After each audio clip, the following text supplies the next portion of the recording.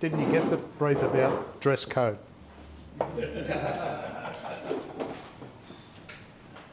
I mean, everyone here has got a passion about pens, mainly fountain pens. Is this on? Yep. There's a couple here that, including myself, that go a little bit further and we actually make pens. So tonight I'm going to talk about my process of how I go about making pens, and at the end Ian has gone a step further and makes kitless pens, so he's going to do a little bit of a talk after that. Why did I start making pens? I retired in 2014 and I come across the Calligraphy Society of Victoria and promptly joined that. I've always been interested in calligraphy. And the 2015 pen show, I think that was the first year that the Calligraphy Society was invited to have demonstrations about calligraphy. So at their meeting, I put my hand up. They said, "Oh, who wants to demonstrate calligraphy?" So I said, "Yeah, I'm up for anything, I'm free." So I went along. So the pen show, I walked in the door, and in the corner there was a guy with a lathe, a guy called Tim Fagan. And, oh, this is interesting. So I watched him make a fountain pen out of a chunk of wood, obviously not this wood. Chunk of wood like that. It was Jarrah burl. I completely forgot about demonstrating calligraphy, and I watched him for about an hour and a half, and he made this magnificent fountain pen out of this piece of wood, and I thought, geez, I wouldn't mind doing that. So I did. 4,100 pens later, I'm still going. I'm a tax auditor, so I'm counting. I've got two sets of books, right? Okay, so how do we make a pen? One thing I do enjoy mostly about making pens is the creative side. I make a pen out of anything. If you wanted a pen made out of your belly button fluff, I can do it. Not that you'd want that. The one in the top, hang on, I've got a thing over here. Hang on, that one there in the corner, I had a hip replacement a couple of years ago, and I went for my 3-month checkup. And the guy's business partner was retiring, and he said to me, he knew I made pens, he said, "Can you make a pen out of hip replacement parts?" And I said, "I don't know. I've never made a pen out of titanium and whatever the hip." Anyway, so look, I'll give it a go. And that's the result there. So that's the pen in the middle. That piece there is what goes in the lower leg bone, and it's got 3 titanium fins at the bottom which knit to the bone. So I've cut them off, sanded them as flat as possible, and they went on the cap. And the white bits on the body of the pen are the polyethylene, which is effectively your cartilage. Anyway, so that, and he gave me a full set of hip replacement parts, made a box for it, and that was a gift. You weren't tempted to use the bone? I asked my surgeon, "Can I have my bone back?" And he said no. Legally they had to destroy it, but I did ask the question. Strict rules about medical waste.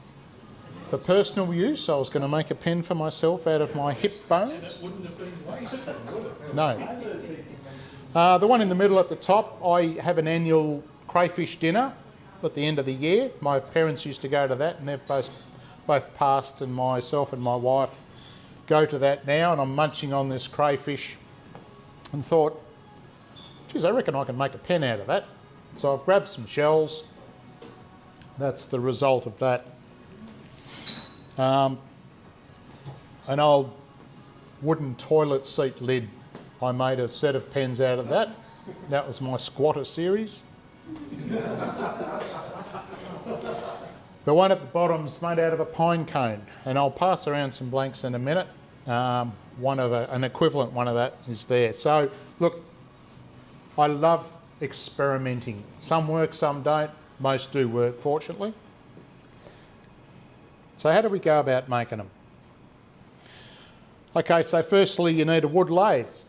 Everyone knows what a lathe is. Got a headstock with a motor that spins it round very quickly, tailstock. The important thing you do need for a pen is called a pen mandrel. That slots into the headstock.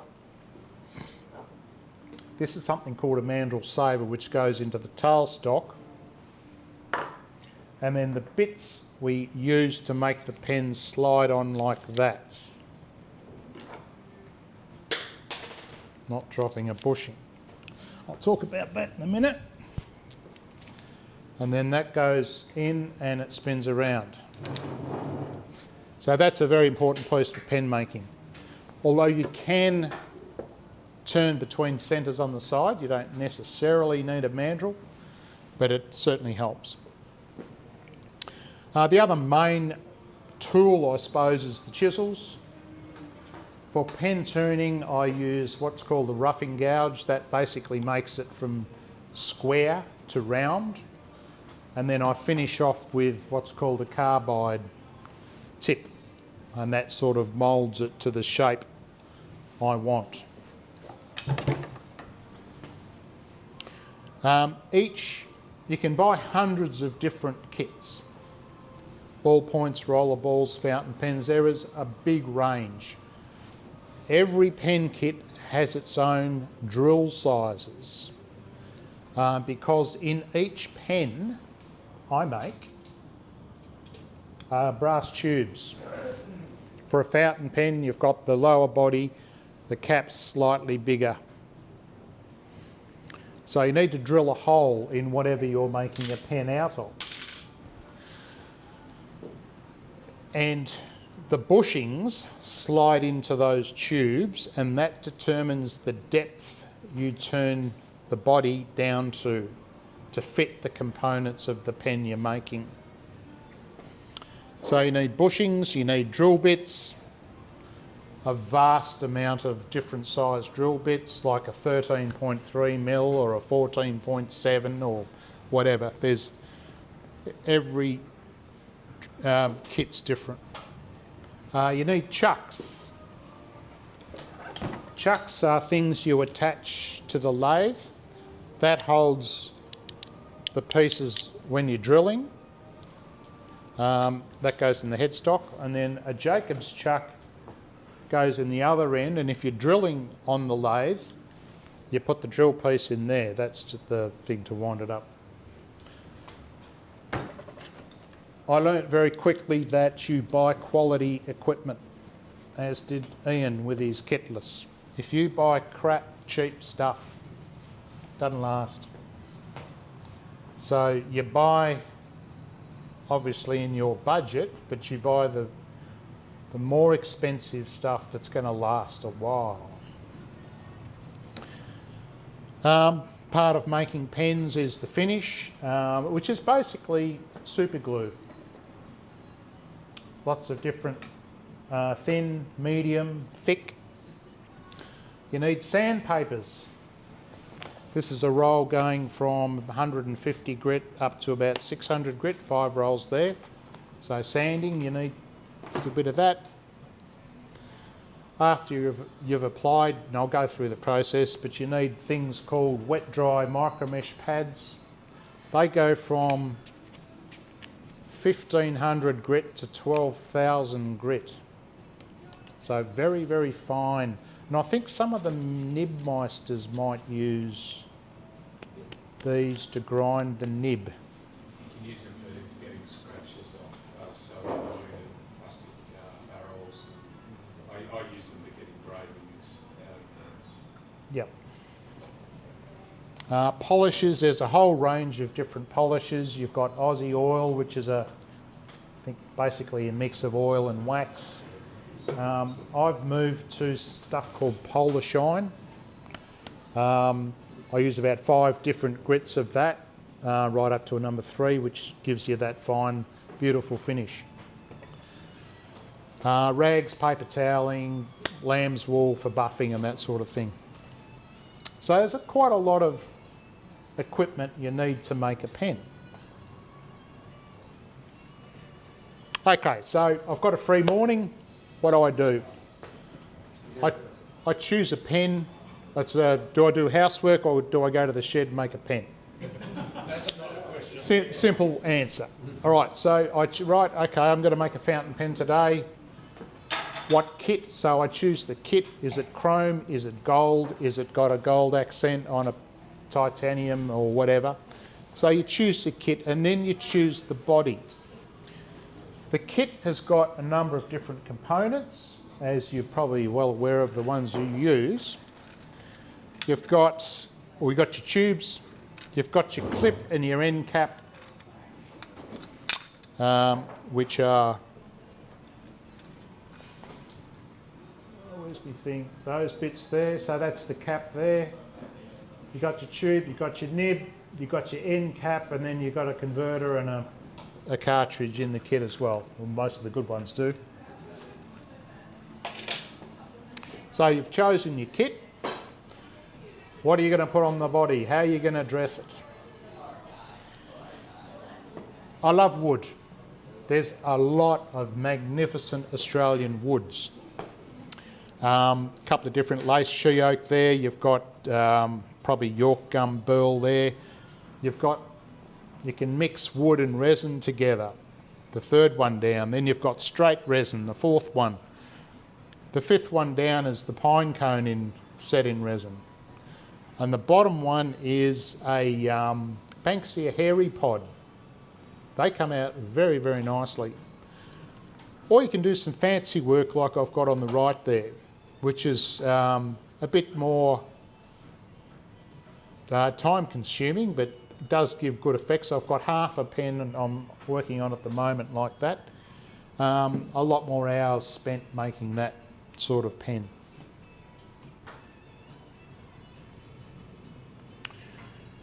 You can buy all sorts of wood pen blanks, film sets, historical value wood, like the one on the left there. That's from the tree at the end of the Shawshank Redemption film, the white oak where the treasure was built.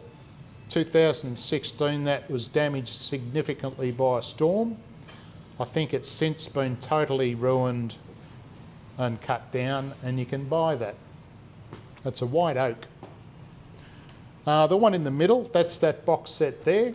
That's my Harry Potter set, except I can't call it Harry Potter or else I'd get in trouble. So the wood in those pens are from the cathedrals where the film was made. The Durham Cathedral, the Gloucester Cathedral and Christchurch College. The stage at Christchurch College, sorry. And also the one on the right there, that's made from the rickety bridge in 100 Acres where Winnie the Pooh was filmed. That was damaged by a storm, and you can buy that sort of. So you can buy wood from shipping decks, and there's just a whole range of historical significant wood. A member of our club owned a quarry, and he hit a gold mine from 1860. So he came back to the club and said, do we want the iron bark uprights of this gold mine? So we thought, oh, that might be a good fundraiser. So he bought back all this, cleaned it up, cut it up into pen blanks and sold it and raised quite a lot of money. And it was, from a gold mine, 1860 in Victoria, so that sort of thing. So, moving on to what we do. So each of those tubes, I'm going to split the talk in two here. There's 2 arms. The solid blank, you need to cut a piece of wood from the blank to the size of the tube, just a bit longer. The fountain pen's got 2, so 2 bits. Then you've got to drill a hole through the middle and glue the tube in. I'm not quite sure how Mont Blancs are made, but probably a bit different to this. The most important... Just push the button on the machine. Yeah, whatever. One of the most important things to do at this stage is to ensure that when you have got the tube in there, you've got to make it completely square, because when you turn it to the right shape and you press it together, and we'll get onto that, you can't have it on an angle or else the components of the kit aren't going to match that. So that's a really important part. Chamfer and square the ends. Going down the other arm, rather than a solid blank, what you can do is you can get something like a rattlesnake skin, and you can wrap that around the tube and set it in resin. Another thing I do is Japanese paper or whatever. I've done wedding photos, I've done soccer teams, I've done all sorts of things. So what you do there is you, say behind the rattlesnake skin, after I've got all the scales off, I'll do a backing black piece of paper on the tube, wrap that round with glue, and then I'll set it in resin. So what you do is there's 2 plugs there. So you put the brass tube with the rattlesnake in here, pour the clear resin in, wait for it to set, then you've essentially got you're back to what I had before with the wood.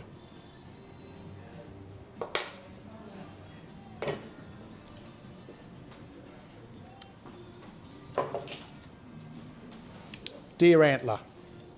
That's another thing I use. I use anything.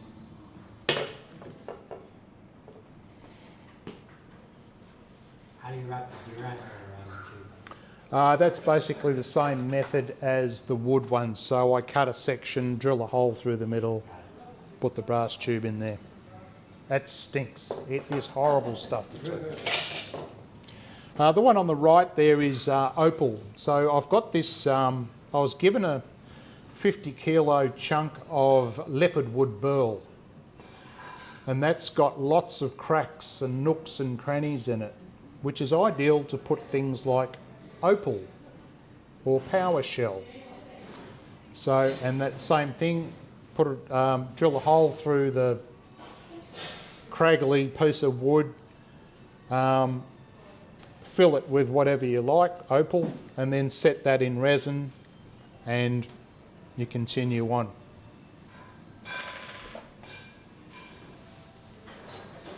So these are just a few of the different things I've used in that resin arm. This one here, I had a mate who makes fishing rods, and he does that beautiful twining of the hooks on the thing. So I said to him, if I gave you a couple of tubes, can you do your fancy work on that for me? And then I'll set it in resin and make a pen. So I got 2 off him. He said, I'm not doing that again. I'm going blind doing that. So I only got 2 pens from him, but they come up quite nicely. So there's just a few different things there. The bottom one's, I think that's diamond python skin shed.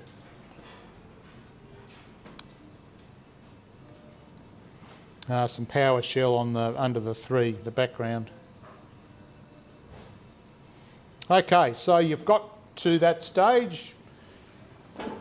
Now you jump on the pen, on the lathe. So as you can see, that's your headstock there, the motor's there, it spins it round. I do everything fast, about 3,700 revolutions per minute. You're using sharp tools, remember, so it can be dangerous. We've just got this new lathe at the club, It's the biggest lathe we could get. It's got about 1 metre from head to tail. I thought I'd trial it with a pen. So I didn't need to do that.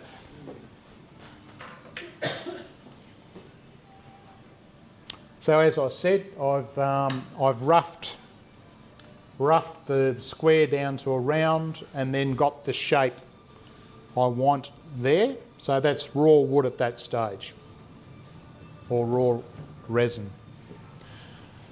The next step there is sanding. So this is where, for the wood, I go through the 5 different grits there, the 150 through to 600. Don't need that for the resin ones.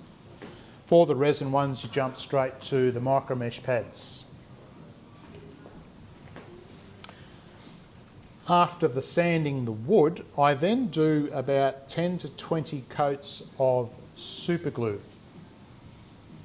That takes time because it's got to dry between each one. But there's something we can use called activator which helps the process of drying.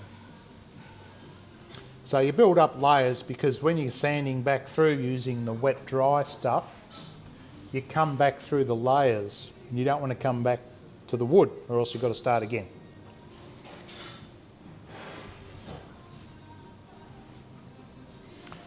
So the wet dry micro mesh pads, as I said, 1500 to 12,000 grit. Then after that's done, you go through your final polish, and this is really good stuff.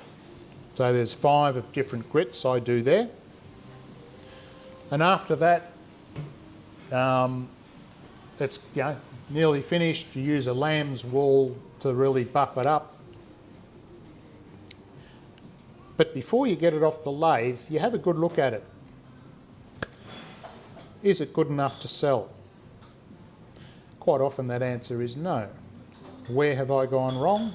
Do I go back to the wood? Do I go back to the CA finish?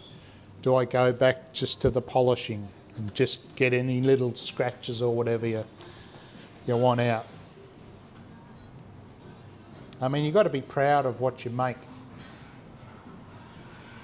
I've seen some. I'm involved in a Pens for the Troops project. Pen turners all around Australia. We make pens and we send them to our soldiers who are based overseas. Bit of a thank you for their service. There's a lot of very talented pen turners in Australia, but there's some newbies who aren't quite as progressed as maybe what we'd like to send these gifts overseas. I've had to redo quite a lot of them. Okay, so you've got your end thing from the lathe. All the bits and pieces are a friction fit. This is called a pen press, and you can use a bottle top thing for bottles to do the same thing. Essentially, you're pressing these different components into the ends of the tubes. A friction fit. And you can just adjust depending on how long it is there. You've got to be careful there because that's when they can crack. So I think one of the notes before was you've got to chamfer the inside of the tubes to try and prevent that from happening, but shit happens.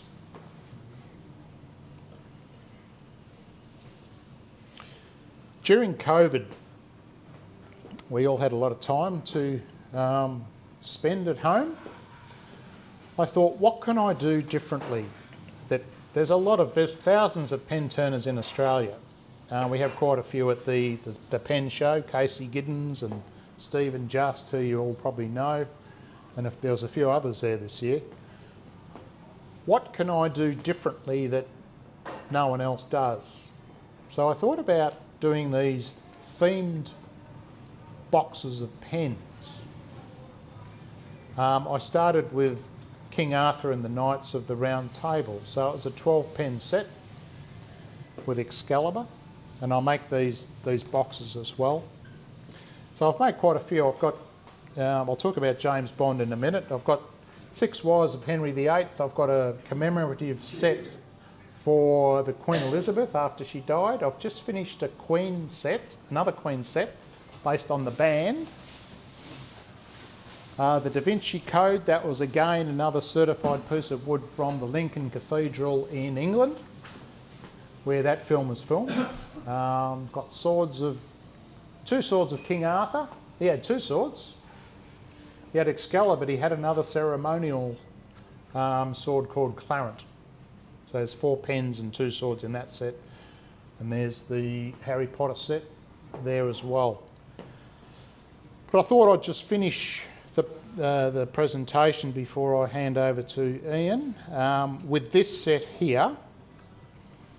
And I also made a little booklet, because I do a bit of book binding as well. So I'm combining, that's the different thing that I do that no one else does. I make the boxes, I do the calligraphy, I do the book binding, and I make the pens. So this particular set, I'll hand that one round maybe, is there's 7 actors that have portrayed James Bond over the years. There was actually 3 James Bonds in the first Casino Royale, but I've controversially included David Niven, but Peter Sellers, and there was another one, Woody Allen was it, in that film. But I've got Sean Connery, David Niven, our very own George Lazenby, Roger Moore, Timothy Dalton, Pierce Brosnan, and of course Daniel Craig. And in there's also some cyanide pills and some for a thing. But Tic Tacs, no. You don't put them on the back of the pen so people don't chew it? When I made the Squatter series, I said don't suck those pens. So in this book, what I've got is Ian Fleming was a naval officer. And the actual character was built up from a number of people he knew in the Navy and in the armed forces and that. So I've got a spiel about the character. I've got a page on each of the actors, and I've got also the film poster. And for each film, I've got the main villain, the Bond girl, who sang the song, the main car, and the main gun that was used. Now, something I did during COVID was also, when I made these box sets, I did a video to present it. I made a video, and my current set, this is the Queen Rock Band. I'm just about to do the film clip to I Want to Break Free. For those who know that film clip, if you don't, have a look at it. That should be interesting. But I've put this together and then I post it on various Facebook pages. I got into trouble over this one because I've breached, there's no copyright lawyers here by any chance, is there? Anyway, is the volume up, Kevin? Yeah, that's fine. Yeah. Sorry. Take 2.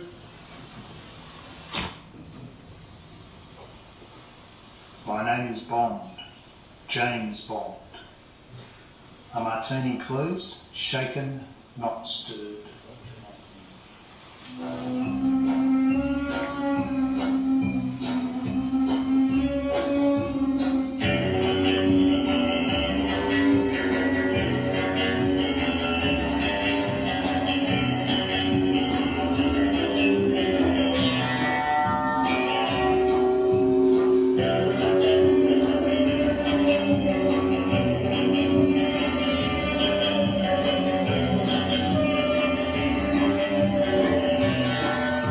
Lazenby.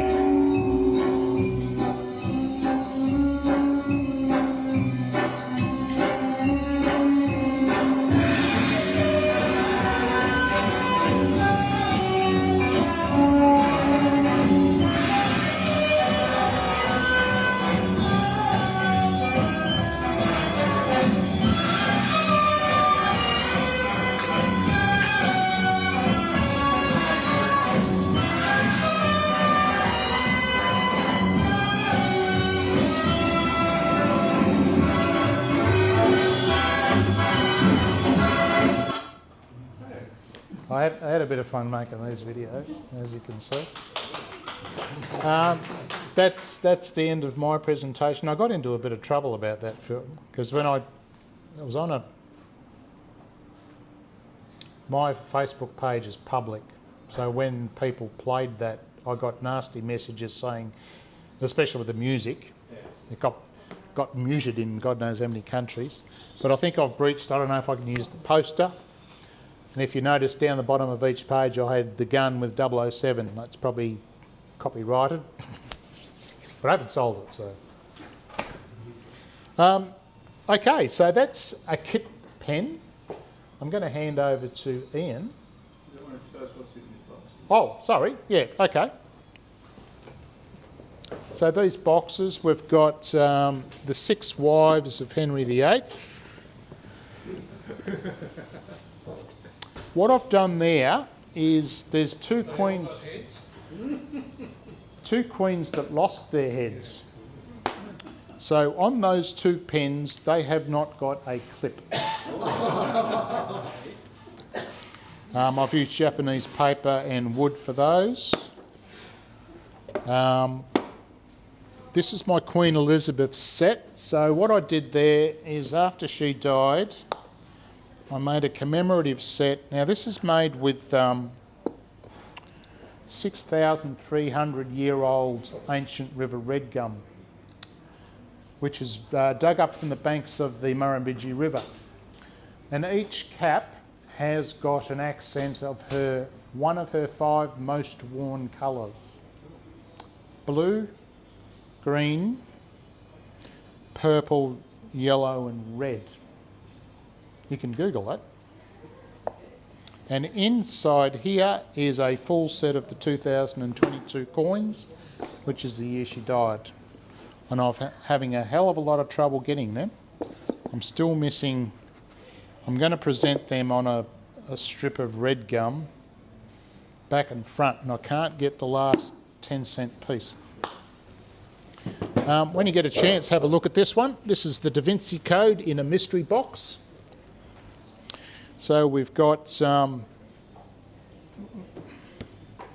then it opens the other way, which is all the goods and pieces. So the Lincoln Cathedral, oak panelling from there.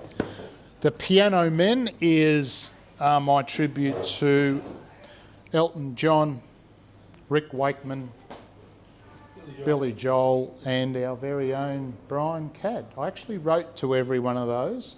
Brian Cadd's manager got back to me and actually sent me a photo that I could use for the cap. The other ones I've used album covers. And I've got the black is a piano. That's from the black keys of a piano. So a bit of fun making those. The swords of King Arthur.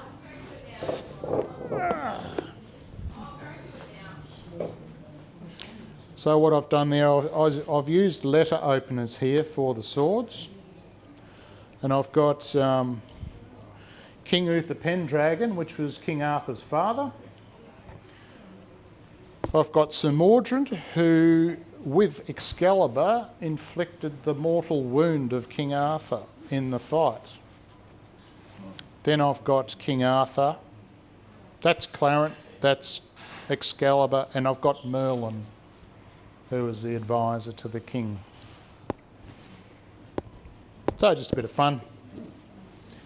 And the last one is the Harry Potter one.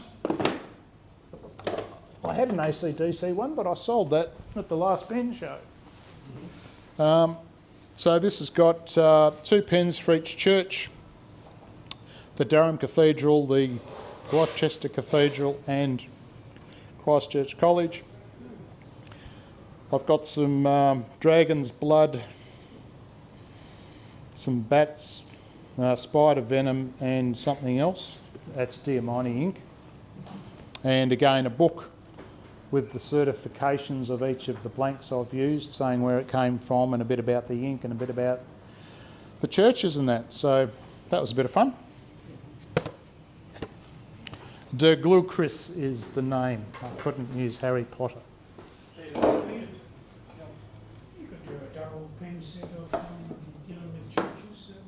Sir Thomas More and Sir Thomas Cromwell. I could do that. My next set's going to be the Bush Rangers. Somebody so- started. Sorry, Started? I haven't started yet, but obviously Ned Kelly, Ben Hall, Captain Moonlight. I'll pick 5 because I've just discovered a supplier of these magnificent boxes, cigar boxes. There's a place in Toorak called Alexander's Cigars, and he sells these for $5, and they're absolutely beautiful boxes and perfect for pens. I just make the insides. So that's my Queen set. I'll probably breach copyright on that one too. Anyway, thank you.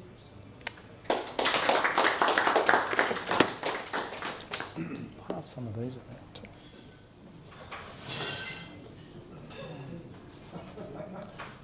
Well, thank you. I'm Ian. I make bespoke fountain pens. I use a completely different process to the one that Pete runs with.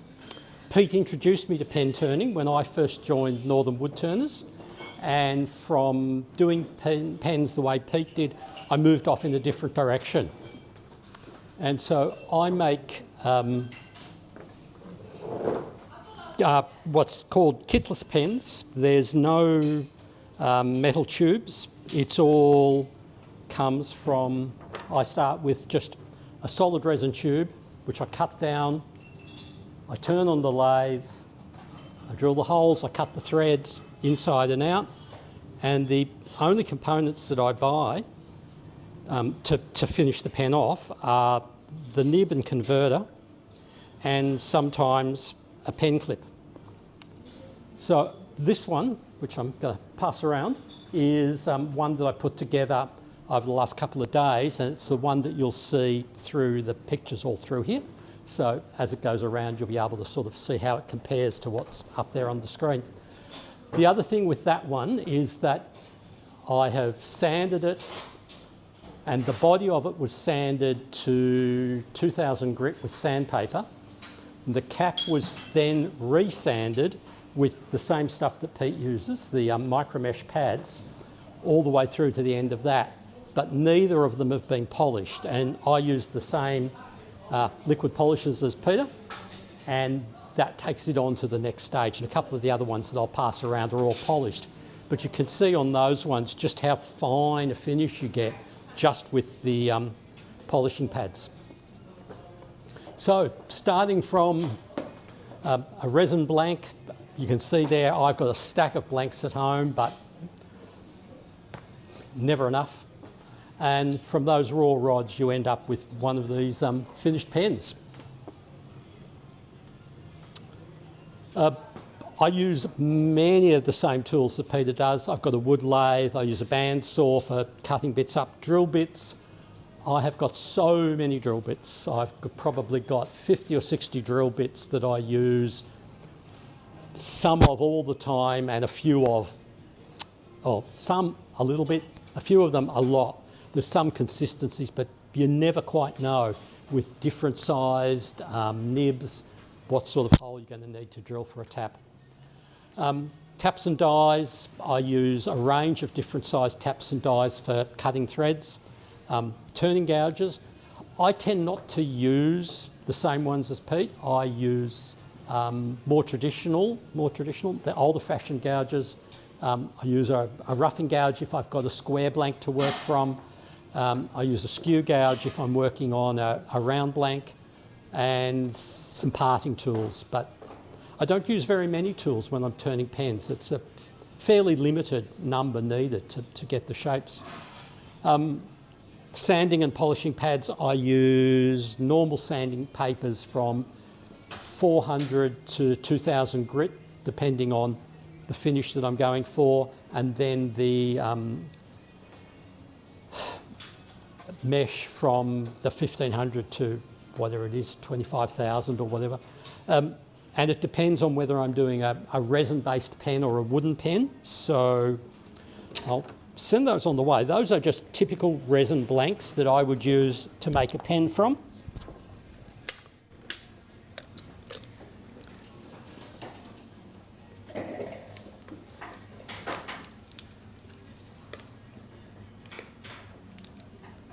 aren't cheap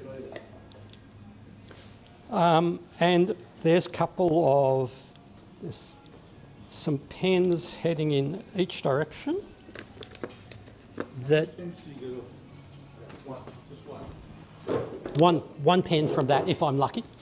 Normally I'll get one from that, but if I make a mistake or damage something along the way, then you end up having to go into a second blank to finish the pen off. Plan B. Yeah, plan B. So tools, up there is my lathe, my bandsaw. I've got a second smaller bandsaw that I use for fine cuts on pen blanks, big one for when I'm working with wood. A tray of drill bits, and the green blob up the top there is another pack of 25 drill bits, and then lots of different types of chuck to the one Peter uses for holding my blanks in the lathe, and some micro mesh pads.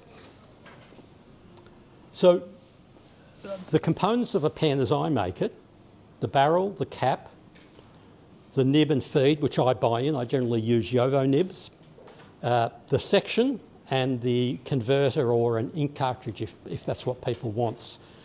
So the three components, the barrel, the cap and the section, are what I make.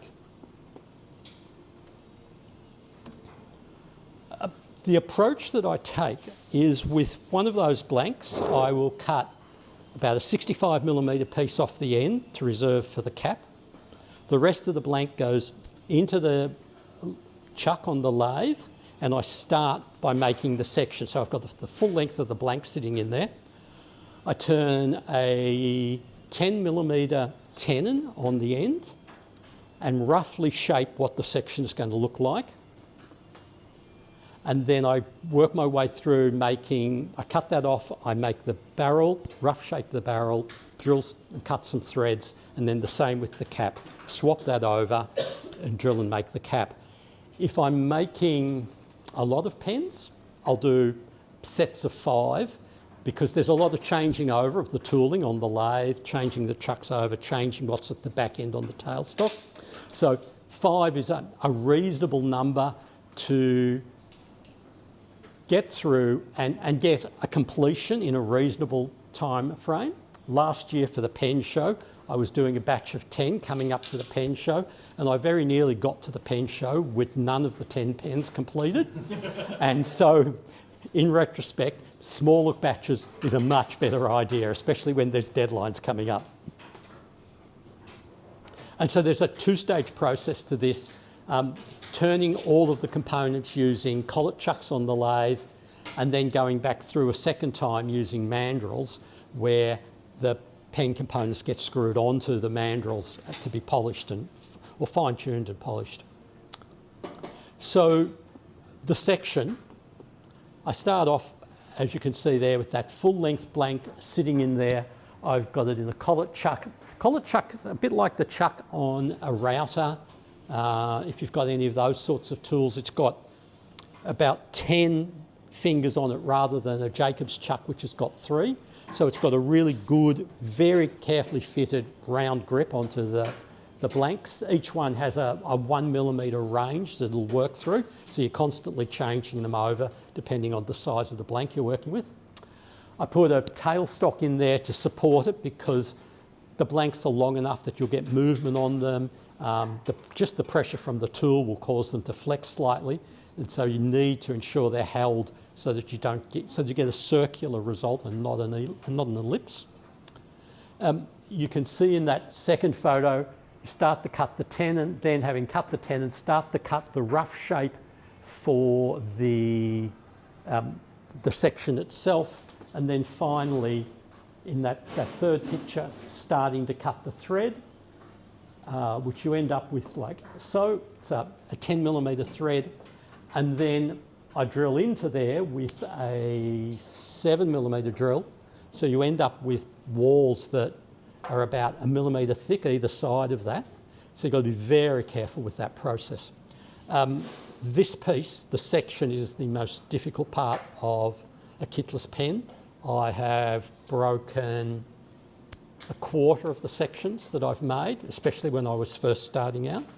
And there's a whole stack of tricks to getting it right, not the least of which is that you cut the threads before you drill any holes, because the torque on the blank when you're cutting a thread is really high, and I've snapped a couple of those off. And the other part is you need to ensure, you'll see it in another picture, when that section is screwed into the mandrel, it has to screw all the way up. If it's even a fraction off the end surface of the mandrel, again, it will just twist on itself and snap off. So lots of work. Rough shape that section until it looks like this, so it's got a thread on it. It's roughly the size I'm aiming for. It's just roughly cut off the main blank. Then move on to the barrel, so that blank stays in the lathe. I don't have to swap it over. I cut a tenon, which is 13mm tenon, and I polish that, because that tenon, even though it has a thread cut on it, is seen, and that's the thread on the bodies there of those pens. I drill the holes into it for the section and the converter for the section to screw in. I tap a 10mm thread into that, and I test fit that section and make sure that it screws in and screws up tightly, because once you take it out of the chuck, it's really hard to get them back in, get them properly centred again if you need to make changes to it. And then the cap, at this point the cap is very simple. Put the cap into a chuck, drill a 12.2mm hole in it so that we can tap the thread, and then extend that with a 7mm drill just so that the tip of the nib will be safe. Because every pen is individually made, I'm very careful about exactly how deep the holes are. Wasn't so careful about it earlier on, and it didn't matter when individual pens were made, but one day I grabbed a pen, screwed a pen into a cap from a different pen, hole wasn't quite deep enough, bent the tips of the nib over beautifully. That's my nib, I use it all the time, and it works fine having straightened it out, but yeah, very careful now about ensuring consistent depths in things like caps. Tapping threads. So I use a combination of, I used to use what are called single lead taps and dies, and I now use triple lead. And the difference is that a single lead thread has one spot where the thread will start, and a triple lead thread has 3 spots where the thread starts. So the thread is much finer, but as a result of having 3 paths, one turn of the cap travels a lot further. So you can get a cap on and off with much fewer turns. But as I've also discovered, triple lead threads are quite fine and can be quite problematic in getting, not cross-threaded, but they occasionally stick if people are a little bit clumsy about how they put the pen and cap together. So working on overcoming that and getting a better result. So I'll pass these around. These are an M14 tap and die. These are what I use to cut the threads on the pens. These are single lead, so also some 10mm ones over here in this bag, which are used for cutting the thread for the section to screw into. This is 40mm mandrel. It's what a cap would screw onto. Hold it in the lathe for shaping the cap.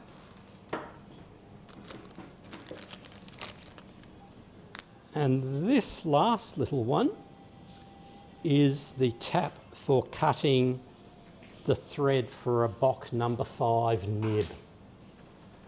And it's a dreadful tap, and every time I tap that thread, have to go in and out multiple times and put a little bit of extra pressure on it, both going in and coming out, to just open the thread up, or the nib just won't screw in.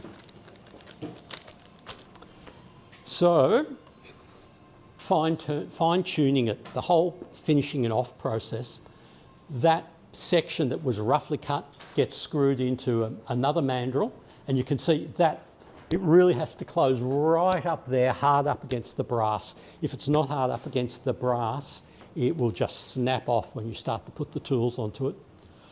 I cut that down with a couple of different types of tools until I've got the shape that I want and the size that I want. I aim for the section to be a fraction under the minor diameter of the thread on the handles, on the barrel, so that there's not a lot of movement when it goes into the cap. And it's about 23 millimetres long, the section that's exposed for you to get your fingers on. I tap that, I tap the threads for the, I drill into it, I drill 3 different holes in from the end that you can see here, and then I tap the thread for the nib, and then I test that the nib fits. I test that it's gone all the way in. If it's gone too far in, I will trim a little bit off the end of that. If it hasn't gone far enough, I'll drill a little bit further until the nib goes into exactly the spot I want. And aiming to have none of the plastic of the nib exposed so that it's held firmly and there's no real room for it to flex when it's under load when you're writing. And then I fine sand that through to 12,000 grit. And then depending on what I'm aiming to do with the pen, I might then polish it with the liquid polish. The barrel of the pen mounted on a different type of mandrel. The mandrel screws into the barrel just like the section screws in. So it screws in as though it was the section. It mounts the body of the pen on there, the barrel. I work out what length I want. I mark it with a cut to the depth that I want it to be at that end of the pen. And then I turn it down, shaping it down until I've got it to the shape that I want. And then finally, I'll even do a little bit of the sanding at this point, and then I'll finally separate that last bit off and very, very carefully shape the end of it at that point. But by leaving it supported the whole way through, you get a much better result. There's less likelihood of it going off centre on you. I tape up the threads on the barrel, because if you go too far to the left and you come off and hit the threads, you've destroyed it. You can't recover once you've damaged the threads with a gouge or something. So tape them up, be very safe, make sure that I'm not going to break them accidentally. So the same process, turn it, shape it, sand it, then polish it with the micro mesh, and then finally with a liquid polish. And then the cap, different mandrel, mount the cap, machine it, shape it, polish it. You can see there going from that bottom left picture where it's been sanded with the sandpapers, and the next 2 pictures where it's been worked through with the micro mesh, and the polish is already starting to show on it as an improved finish. And that is the process. Once they've all been sanded and polished, I generally take them up to the house. I run them through some detergent, wash all the oils and grease out of them, make sure that they're clean, look for any final scratches or anything on them, decide whether I'm going to have to, like Pete says, repolish them, and then grease the threads a little bit just so that they'll move together nicely, and package them up for selling. The pens that have done the rounds here today are mainly, there's 2 types there. There's the whole resin ones, so this sort of thing, where the cap, the body and the section all come from the same resin. So they match, they're the same colour, and they're a really nice pen that sells reasonably well. There are the ones that have got a clip on them, and this was the first batch of pens I'd made where I put a clip on them. And so I bought the clips in from the UK. I bought the wrong size for the result I was looking for. And so I had to cut and turn that little brass ring that sits around the cap where the pen clip is, because without that ring, there was the discontinuity in the pattern between the finial and the cap but it didn't make sense. It didn't quite hang together properly. So putting that little brass ring in there gave it a solid line and a reason for being there. And at the same time, with the wooden body, I made a resin insert that goes into the body, because people talk about cutting threads in wood, but I don't expect that it will work or that it will hold. You need to put a lot of super glue and other hardeners into the wood so that there's something to hold the thread really solidly. So for these ones, I put a resin insert that I can cut the threads in as normal, but that insert only probably goes about 2 or 3 centimetres into the barrel of the pen. And again, I put a little brass ring on there to give it a break and make a feature of it. Those rings were a real pain. I had sheets of brass that I'd bought for something else, and so I was cutting little squares out of them, drilling holes in them, gluing them into here, and then trying to turn brass on a wood lathe. And it works, like it worked without any doubt, but it was not as nice a process as I'd hoped for. So I'm looking for some alternatives to how I do that. Ian, this one has the rings actually looks like it's an acrylic. There is one that's got a white acrylic. This one's it's coloured, but I'm pretty sure that ring is. So that one doesn't have a ring there. This one doesn't have a ring on the body. I think you'll find it doesn't. What it has is that when you look at the ones with a brass ring, you'll see that the threads for the threads that the cap screws onto flare out and make a little ring, but it's part of the resin component of the threads. It's not a separate brass ring in between them. Right, that's what I'm saying. But yes, It that's looks what. really classy. I like that better than the brass. Do you? Okay, thank you. I am totally open to feedback on what you like or don't like about my pens as well, believe me, because I like that much better than the now brass. there's More brass than brass. Yeah. and the reason now these pens with the clips all have a resin cap, because a wooden cap is an airtight, and you won't get a proper airtight seal for a fountain pen, so they'll dry out.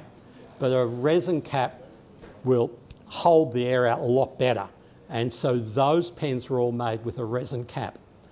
There is a very long wooden pen doing the rounds. There. This one. Yeah, that is a prototype that I made. I was asked at the pen show a couple of years ago if I would make what he called a desk pen, which turned out he wanted a very long pen that he could put into a stand on a desk. So I made that one to make sure that I was making what he wanted and that we'd understood each other. It turned out to be a much nicer pen than I had expected, except that the white resin that I used, which was some offcuts that I had lying around, has a slight purple stain on it, and I've never been able to get rid of it. Also, I don't particularly like the white, but that one, it just didn't, it failed at the last moment because of the resin. In my experience, they always fail at the last moment. Yes, yeah, They wow. never fail early. It's that last cut, the Yeah. last pass on That's the right, blade. exactly. And so, like Pete, for a wooden pen, fine sanded, 10 coats of super glue, fine abrasive, and sometimes what I do now is I'll do 4 or 5 coats of super glue, and if it's starting to get any ripples or anything in it, I'll sand it back then to get those ripples out, and then continue on with the next set of layers of super glue. Because super glue is prone to give you little ridges in it when you're applying it. If you're too fast or too slow, if your speed's not right, you get little bumps in it, and they can get to the point where they're really, really hard to get rid of. So I try and take them out early and try and mitigate that problem before I've got right to the end. And once you get to the end, for super glue, I give a really light sand with ordinary sandpaper just to get rid of all of the bumps. As soon as I've got rid of the bumps, I use the micro mesh and take that all the way through to get the polish, and then the liquid polish to finish them off. So how long would it take from start to finish to produce a pen in time? Yeah, it's about 5 or 6 hours to make one of these ones. The wooden ones with the cap, longer again. The cap adds a lot of work because that little finial on the end above the cap screws on. So you have to cut and tap threads for that as well. Some people I know glue them on, but I prefer to screw them on because I can screw them on and do the final shaping with it all screwed together, get the sizing so it matches up exactly. There is one in there where it doesn't match exactly because it wasn't done that way. But by screwing it on with the brass ring, you get them to exactly the same size, and then I can unscrew them, put the clip on and screw it back together again. It also means if the clip ever got broken, it's replaceable. But if you glue them on, well, the people who glue finials on tend not to be gluing clips on as well. Or you have to be so precise in the way you make them because they're made separately. They never match up exactly, in my experience. That is my pen process. Thank you.